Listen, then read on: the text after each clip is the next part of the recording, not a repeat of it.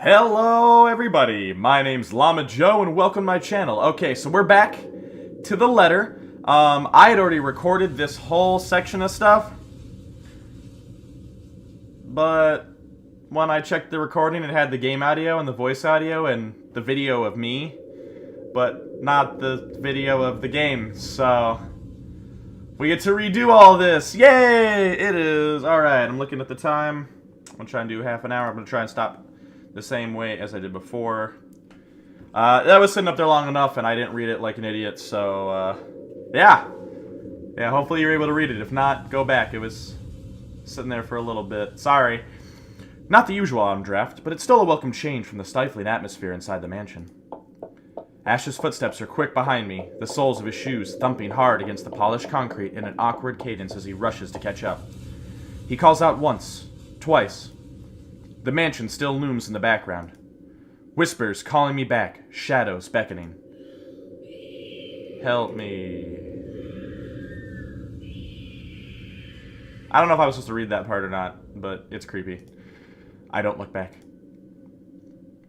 We spend the ride back to Luxborn City in a relatively quiet manner, with only the radio's disjointed hum in the background to fill the silence. Occasionally, Ash will reach out to fiddle with it until the signal settles, or it's on a respectable volume, but otherwise, he doesn't say anything. Neither do I. However, if the furtive glances he's been sending my way are signs, I know there are things he's been itching to ask since we left the mansion.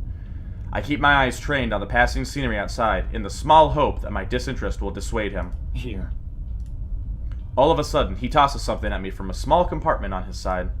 It hits me cleanly on the chin before I can make a move to catch it. The small package makes a soft landing on my lap instead. Sorry. The glare I sent him wipes the smirk about to form cleanly off his face. He clears his throat, focusing his eyes on the road again. I swear, he did that on purpose. Ignoring him, I flip the half-forgotten package on my lap. I won't say no to free food, but why are you giving away cereal bars? I always have one on my person, and you look like you're about to pass out back there. Have you eaten lunch yet? I don't even get a chance to deny it, because right on cue, my stomach rumbles loudly and an empty, gnawing feeling in my belly becomes noticeable. No surprise there. I did skip breakfast and lunch so I could catch Becca while she was on break. I was hoping to get a small meal after. I guess with everything going on, I just forgot until Ash mentioned it. It's not like that. The hollow feeling's new to me, though. If anything, it's just one of the things I've gotten used to ignoring over the years, growing up. Thanks. Then I tear open the package and start nibbling on the edge of the bar. I mean, that's your 20s, right? You eat a lot of crap food and are always poor and never have money to eat. I know that feeling. Apart from an acknowledging nod, Ash doesn't say anything after that small exchange. For that, I'm thankful. After getting an earful from both Becca and Rose, it's nice to be able to just sit down with someone who's not going to nag at you. How'd the open house go? The usual. We got a bigger crowd than normal because of the property's fame, but really, no different from the typical open house. On second thought, it actually looks like a fancy party more than an open house. I've never felt so underdressed in my life. Weren't you there? I wasn't really listening. I should have asked someone to kick you out. No, you won't. And what makes you so sure? One, ever since you got assigned to this property, you've been freaking out about it. Rebecca's words, not mine. She's been complaining to me about how you talked your ears off, by the way. Two, despite your initial qualms about the place, you still took the job. Which brings us to three. It's been months since you last settled a deal, and you're short on money right now since you're back to your instant noodle diet. How do you even know about the last one? Rebecca. Anyhow, you're hellbent on selling the mansion. Even if someone you know personally is in the tour group, you aren't going to just kick them out. Every single person who went on your open house is still a prospective client to you. Even me. He is not entirely wrong. Oh man, I rocked right into that one, didn't I? I hate you. I really hate you right now. His answer is a small laugh, the kind that screams, I'm right, I told you so. I hate it when he does that. I'll have you know that there's already someone who's extremely interested in this property. So even if you expressed any sort of interest in it, I don't think they'd be willing to let you have it. Too bad. Provided I didn't botch it with the rights. Ma'am Hannah in particular didn't look too pleased with what I did. I owe Rose a big apology. I hope she likes free donuts. You don't seem too happy about it. I am happy. Doesn't this look like a happy face to you? No, it doesn't. Really? And here I was thinking you found another one stuffed in the sofa. Or is it the wardrobe this time? He meant that as a joke, but how close it is to the truth made my blood run cold, and my own heartbeat a heavy weight in my chest. All at once, the letter in my bag feels a whole lot heavier, burdened by my own guilt and apprehension. Yeah, well, things happened. Stuff the right couple might not be pleased about. No need to make a fuss about it. It's normal in the business. You made them angry? Not angry, just stuff happened. Like? Things. Did they do anything? Your clients, the Wrights, was it? I can't answer that. At least, not without revealing everything that took place in the attic. I mean, obviously, I've already done this before, so I'm gonna pick the same thing I did last time, which is change the subject, because you shouldn't lie to your friends. It's just wrong. You keep asking me about my work, yet you haven't said a single word about yours. That's not fair. Both you and Zach have literally disappeared off the face of the earth. An over-exaggeration, but changing the subject to something else is still better than outright lying to him. Besides, it never works with him. I'm not sure if it's because I'm just bad at it, or because he's just really very good at his job. He doesn't answer immediately, only momentarily shifting a glance over me and returning it back to the road when he has to make a sharp turn. Outside, the sun has already started its descent, casting a vibrant orange glow on the tall buildings. I wonder how long before we reach the venue for Zach's film. Checking the street signs outside, it appears Ash has taken the longer route. Odd, but he's probably trying to avoid the rush hour traffic. Didn't we just talk a week ago over chat? That's different. Linking your awful memes in the group chat box every morning isn't exactly a conversation. Hey, that's a great conversation. Thank you very much. Excuse me, I don't hear you calling them awful while you're laughing at all of them. I just realized I'm not wearing my glasses right now. I just got out of the shower, so. Shut up! And you aren't answering my question. That earns him a soft punch to his arm. I did laugh at them, but I'm not going to give him the satisfaction of knowing that I find most of them funny. It'll only make his head bigger. Stupid Ash. Alright. Lay off on the abuse. Remember that case I mentioned before? She gets triggered quick. We've been trying to pin the bastard down, but it required more work than we anticipated. The guy's slippery like that. We got some good lead months ago. He recounts what he's been doing in the time we haven't seen each other. His usual work, the occasional small investigation, and the big case he's been stuck working on. Stuff he couldn't mention in the brief time we catch each other online. Although most of it are the trimmed-down version, only things he can tell, he has always been careful about that. Even in the way he spins his answers to my questions, just enough to satisfy my curiosity, but not enough to paint the whole picture. At one point, his voice takes on a strained tone when he mentions something about the big case, but I don't dwell on it much. That's normal, right?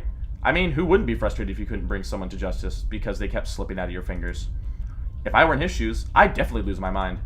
His stories never ceases to be entertaining to me regardless. If things weren't the way they were back home, maybe I would have considered taking on the same job as him? Well, no, not really. Mama would never allow that. But the idea's still there. Along with countless others I've let go. Time passes quickly between us in this manner, and before I know it, we're already at the movie house. A small crowd has already formed in front of the theater when we arrive. The Lift Fest, short for Luxborn Independent Film and Theater Festival, attracts a bigger crowd annually, and this year's no different. I've only been to a few indie film screenings with Zach, so I'm not an expert on the matter. But I know that for people hoping to make a break in the industry, getting your film recognized by a local event like this is already a big deal. Especially for a newcomer like Zach.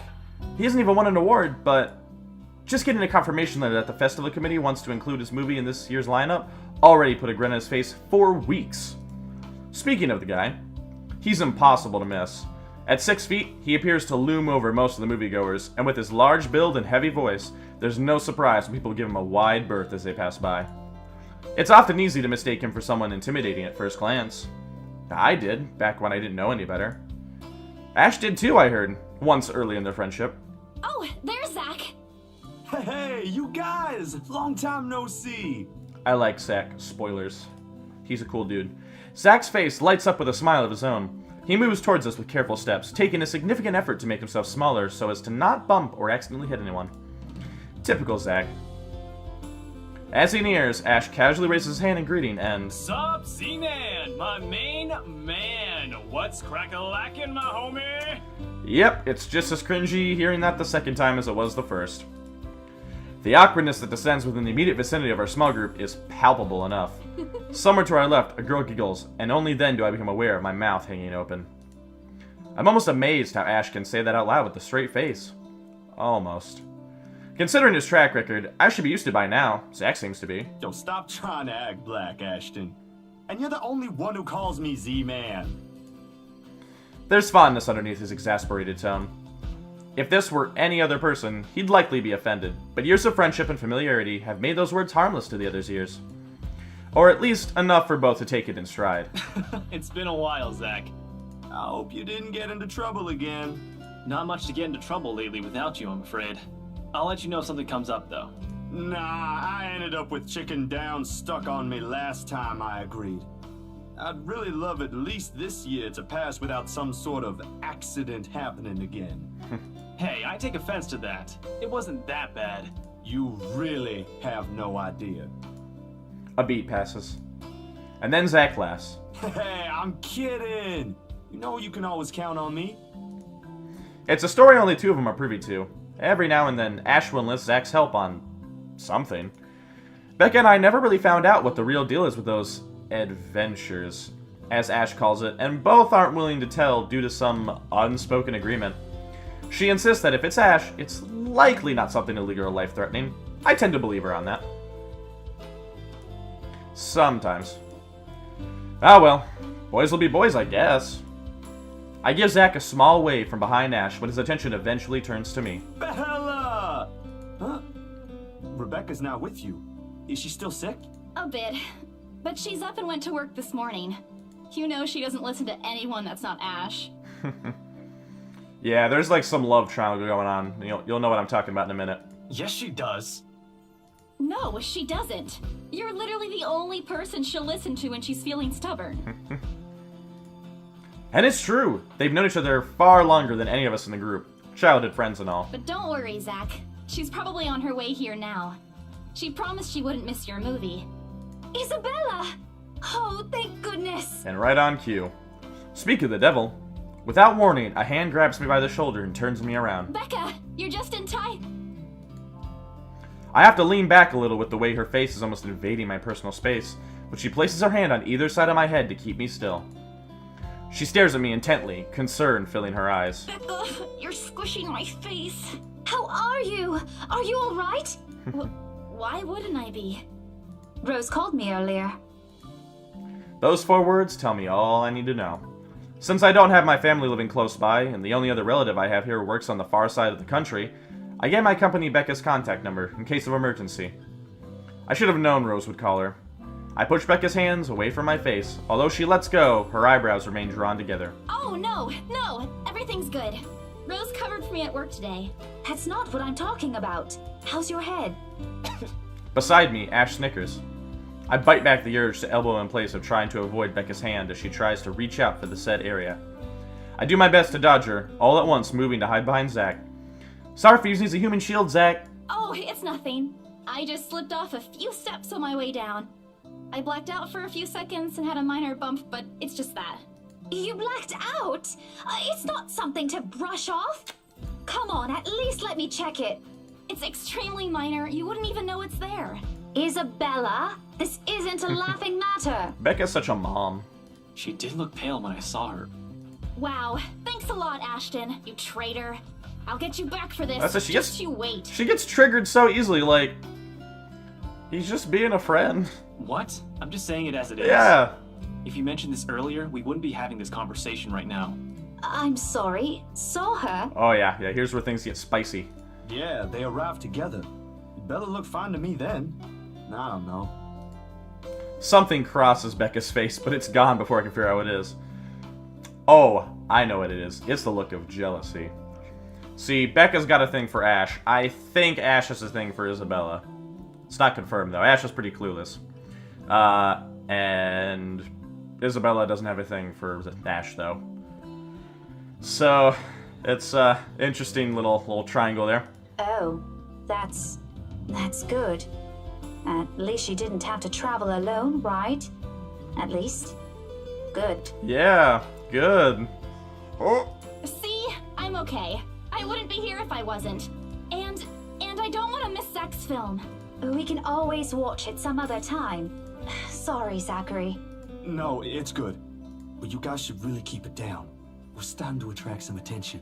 It's the premiere. The premiere's Becca's different. Right, Zach? I shoot him a pleading look. Zach's a sensible guy. He'll understand. Please understand. Not really. But Rebecca has a point. In the end, I think it's your call. Oh, for heaven's sake! Please, Becca. I really don't want to miss it. You're not missing it. Oh, we're just moving it on a different day so we can have a... Look, you guys. Ash's loud sigh unexpectedly cuts through the conversation. He's pinching the bridge of his nose as he speaks, something he usually does when he's getting impatient. If she says she's okay, then there's nothing we can do about it. It's not like we can stop her either. Besides, she's still acting like the same old Isabella to me, if she can still run around like that. Why are you taking her side? I'm not. But if she wants to watch Zach's movie with us, I'm not going to stop her. She's probably the one looking forward to it the most. Ash, that's... You, of all people, should know... Tell you what, if I notice something amiss with her, I'll take her to the nearest hospital myself. Is that good enough for you? I already know the answer before Becca voices it out. When at last she releases a deep breath and nods, albeit with great reluctance, I immediately tackle her into a hug. Thanks, Becca. It's always been you with him, isn't it? Like, how is Isabella? Is she really that clueless? Did you say something? Me? Nothing. Don't mind me. If you say so. Okay, guys, showtime's close, so I think I'm gonna get us some snacks. My treat. And then let's head inside. Anyone here has a smaller bill? I think I do. Hold on. I pull myself off from Becca to get my wallet from my bag and... What's this? Got him. It's already in Ash's hands before I can even react. Behind him, Becca and Zach are both giving the piece of paper an intrigued look. No! Give it back! It's just a paper. No, I it's don't not. care. Give it! It looks ancient, too. Why do you keep this around? I try to reach for it, but he holds the paper way above his head. I've never been particularly sensitive about my own height, but right now, I really wish I have that advantage over him. Don't open it! What's the big deal? It's not like it's a love letter. I don't see any reason to... Hold on a second. This is, isn't it? Even if it is, it's not for you. Okay. Now I'm curious. I'm telling you, it's nothing like that. It's... Stupid fool. The rest of my words are lost when he unfolds the paper. I can't breathe. My heart feels stuck in my throat, pounding, threatening to burst out. Vaguely, I note how my hands are trembling at my sides. Clasping them together doesn't do any good. They are still shaking, but I hang on to them regardless. The awful, sick weight that has taken its core in my stomach back in the open house returns full force. How do I fix this? How do I fix this? How do I fix this? Someone, please. Today has turned out to be a horrible nightmare. Send this to 5 people or else. Well, that's... interesting. Guys, I think we should listen to Bella first. Aren't you a few days early for Halloween? Ash waves the paper in front of me, giving me a fleeting glimpse of its contents. I don't need to see. I don't want to see. The letters, the words, every stroke written in blood is already embedded in my mind. Maybe I should have just thrown it away when I had the chance. That way. It's not a prank. It makes all of them stop. Even I am surprised with how steady my voice is. What did you say? This isn't a prank! I saw something! Hold on. Are we still talking about this paper? Or is it about the urban legend again? Both. I know it sounds ridiculous. You're saying this is a primitive version of a chain letter, and now that we've seen it, we're now cursed. You've got to be kidding me. See? This is why I didn't want to tell you guys. Isabella, aren't you taking this a bit too far? It's not a joke! Will you guys listen to me first? I saw something in the house earlier. It stood right in front of me. If I hadn't gotten away, that thing might have... Right. And in broad daylight, Isabella. Even someone gullible would find the logic in that screwed up. There's also no way in hell that this supernatural shit is true. But it's real! What do you think I saw? Her eyes, she looks like she's possessed. A hallucination? A delusion? Didn't you say you fell down some stairs? So maybe Rebecca's right. It happened after, when I was trying to get away. I almost got stuck in the same room with that thing. We're all in danger. I thought you were my friends. Why don't you believe me? I mean, It's a pretty hard thing to believe. We are, and you know that. But this thing and that thing has got nothing to do with the other.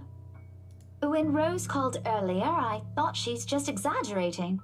But based on what I'm seeing right now, maybe it's better if we really postpone this for now. Don't bother. She is pissed. Without another word, I snatch the letter out of Ash's hand and stuff it back in my bag with more force than necessary. I'm tired. I got cursed, saw a ghost, probably lost the sale, got kicked out of the open house I'm supposed to be hosting, my own friends won't believe me, and all of them think I'm crazy. To top it all off, there's a dull ache in the back of my head, begging for a little attention I can't afford to give right now. Honestly, there's only so much a person can take within a single day. I just want to go home, curl up in my bed, and never think about today. But before I can take a single step away from the group... Guys! Zach rarely ever raises his voice, even when there's a point he wants to drive home. And hearing him take on that tone completely throws me off. Even Ash and Becca. Whatever harsh words yet to come out of the argument immediately die on our tongues. Why don't we all calm down first? I'm sure Isabella has her reasons too. No need to be hard on her. I mean, I don't really think they're being that hard on her, but... And hey, ain't this supposed to be a happy get-together? We haven't seen each other for months. I'd really love to know what y'all have been up to. I only ever get to talk to Bella over chat. Please. He has a point. Ash, for all his attempts to look cool and distant, has also been looking forward to this. He even took the time to call this morning for a reminder. He never does that. Becca too. I'm pretty sure that's another reason why she got out of bed today. Yet, despite Zach's attempts to lighten things up, or Ash's and Becca's, I could butcher this word last time, probably butcher it again. Acquiescing gestures, the tightness in my chest remains. I should have just kept it to myself, or at least went with the idea that it's a prank. If I did, things might not have turned out the way they had. No sour mood, no bad vibes. Careless. So careless. Maybe leaving is the better decision for all of us? Nah, stay for that movie. Any other day, I'd excuse myself and go straight home. But this is something special to Zach, something he worked so hard to bring to life. I should know better. I might be having a bad day, but being with the few people I care about far outweighs the idea of spending the rest of the day throwing a tantrum alone in my room. And what if the thing in the attic follows me home? I don't want to be left with my thoughts either. I can still see it whenever I close my eyes. And maybe if I stay, let our heads cool down first before telling them what happened, they'll listen to me? There's nothing you can't solve with a calm head. One step at a time, Isabella. That's what Mama used to tell me. Besides, I don't have the heart to ditch Zach. A smile is back on my face when I look back at them. If we keep arguing here, we're going to miss the first few minutes. All right, that's the Isabella I know. Oh, good. I thought for sure you were going to cry. This time, I really do send an elbow straight to his stomach. Stupid Ash, being vertically challenged has its perks too. What was that for? Stop calling me a crybaby! I'm not one! Aw, don't cry. Stop it! Okay, scaredy cat then. That too! If you repeat that, I swear I'll... Let's just go. I'm just gonna let that awkward silence just kind of sit there for a minute. Without another word, Becky goes inside. She doesn't even stop to wait for us when I call after her. Ash and I exchange a look at that. The same question likely swimming inside our minds. Did something happen at school after I left? Is she having a bad day too? I'll try asking her about it later, I guess. So, you guys go catch up with her. I'll go get us the food, I promise. But you'll miss it! Didn't you say watching a movie without food ain't fun? It ain't like I haven't seen it. I made it, remember? Got him. I'll be in there soon. One friendly tap on my shoulder, and then he's gone. A few moviegoers are still milling about. Some are still waiting in line for tickets, but otherwise, most of the crowd are already inside. There's nothing much for us to do here now. Not a word of protest comes from me when Ash gestures for the two of us to head inside. And then?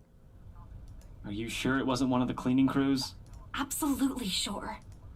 Somehow, halfway through the movie, the conversation steered towards what happened in the mansion. To be fair, Zach was the one who brought it up again. In his own movie's premiere. Now the film's just serving as background noise while we're speaking in hushed tones, careful not to disturb anyone inside the small hall. Well, except for Ash. I just hope we don't end up arguing about it again. We'd all get kicked out for sure. Though, with how loud Ash's voice is, we'll probably get thrown out way before any argument happens. Only Becca still remains engrossed in the movie, completely ignoring us. She's been quiet the whole evening, speaking only when referred to. If I didn't know any better, I think we did something that offended her. Did we? Yeah, you're getting close to her, man. She's getting jelly. And then I ran. You heard what happened after. I still think it's something else. It was standing right in front of me, Ash. He's one of the smartest people I know, but geez, he should learn to listen. Plus, didn't he say he doesn't believe in these things? Why is he in this conversation again? I heard what you said, but it's a small room. There are a lot of things someone else could have done there without your knowledge. If I could see it up close, maybe I can... I am not going back there. Ain't that a problem if you're hosting an open house? Rose does the first floor tour. I ain't sure ghosts can be restricted to one room, Bella. Yeah, for real. There are no ghosts, Zach. Stop putting useless ideas in her head. Yeah, but I was thinking, maybe all the house needs is a blessing. Wasn't it left uninhabited for years? Oh, the house did change hands over the years, from one distant relative of the Ermengardes to another. None of them bothered to live in it, though, and it remained that way up until its current owners decided to sell it. Why didn't I think of that? I didn't peg you as the religious type, Zach. Nothing like that, Ash. Who knows, though? It might bring something positive to the place. That's not a bad idea. I just don't know where I could find someone. You're not seriously considering his suggestion, are you? Do you have a better idea? I know where. I could contact him for you if you want. You do that? Or we can find you a psychologist instead. There are very few times in my life when I wish my glowers can kill. This is one of those. Ash, that is not a very appropriate thing to say right now. No, wait, that's not what I meant. Anytime he pisses her off, he's instantly texts as Ashhole. Ethnographer. I meant ethnographer. This guy's a psychologist too, of course, if you... Ashton, if you don't stop... Rebecca knows the guy I'm talking about too. She can vouch for him. Becca tears her eyes away from the screen at the mention of her name. Huh? What? Oh, are you talking about Professor Andrew? He used to work with my parents at the university. Can you guys keep it down? Sorry, the scaredy cat here mentioned curses. Not that I'm saying this is one, but talking to him is a better solution for me than getting a random priest to bless an old house. He'll even help you figure things out, teach you a couple things, and probably put your fears to rest since this looks to be bothering you a lot. Ash might be right, too. However, what Zach suggested is something I'm more familiar with. Granted, they don't believe me. They're only giving me the suggestions to put my mind at ease, but it's better than being ignored or being laughed at. I can take comfort in knowing they are willing to hear me out. So, what do you think? It's your call. We'll go with whatever you want. I don't know. Who should I meet? Okay, I'm going to use the same logic the last time I recorded this. And I'm going to meet with the professor. Because if there's anything I've learned in like horror movies and games, anytime they meet with a priest, it always gets like 10 times worse. It just like pisses off the spirits, and then they just like wreak havoc on the world. So we'll do the professor. Maybe she can learn more about the history, kind of who this woman is, and hopefully that will be the good call. Well, I mean, we'll find out. I'll think about it, but if ever, I'd like to give talking to Andrew a try. Is that okay? Won't he have other things to do? He is a bit busy, but he'll make time for me. He's my go-to person when I'm stuck in something. He won't mind if I bring a friend with me this time. If you're sure. I guess that settles it then. Guys, I said keep it down. You keep insisting that we still watch it. You're not even paying attention yourselves. It ain't a big deal, Rebecca. I'm the one who broached the subject in the first place. It's still your film, Zachary. A good film, mind you. You worked hard on this. The least we could do is watch it with you. And that's what you're all doing. I really appreciate all of you making time for this. Sorry, Becca. We'll stop now. I throw an apologetic look, even if Ash is the only one she should be reprimanding. But her attention is already back on the screen. She's ignoring us again. When Becca's acting this way, there's a big chance something's nagging at her. We really need to talk. No, there's nothing nagging at her. Not at all. We all fall into a comfortable silence after the kind only you can share with people you're most at ease with. For the first time today, the letter lays forgotten in my bag, if only for a few hours. Okay, this is where I stopped last time, so this is where I'm going to stop this time. I mean, I checked. It should be recording everything right now. I'm going to be super pissed if it doesn't. So, thank you guys so much for watching. As always, feel free to like, comment, subscribe, tell me what you like, tell me what you don't like, and I'll do what I can to make it better. My name's Llama Joe, and I'll catch you guys later!